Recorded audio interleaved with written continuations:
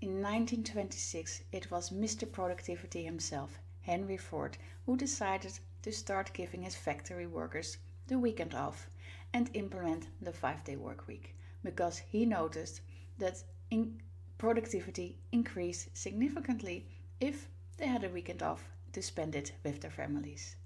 A lot has changed since, but it's almost been 100 years, yet we're still holding on to this outdated concept that the work week has to be 5 days.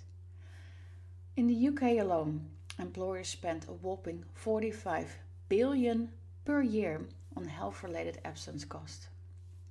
On top of that, the suicide rates here in the UK are still the number one cause of death for men between 21 and 45. We are seeing a massive shift happening in the current workforce, and people are leaving to go work elsewhere, but especially parents, and the biggest part of that is women, who are actually leaving at a much higher rate.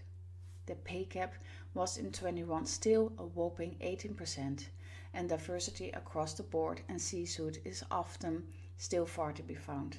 And now valuable talent is walking out of the door and going to work for the competition.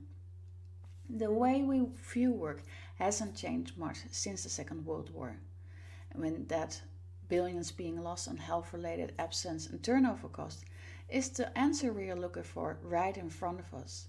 Is it time to stop viewing work and life separately and start seeing humans for humans who have work and life and are much more than that?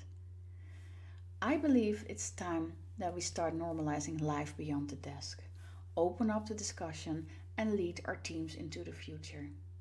My name is Susanne. I'm an award-winning work-life balance expert, best-selling author and speaker, and this is my submission video for the Future Focus Leadership Conference 2022.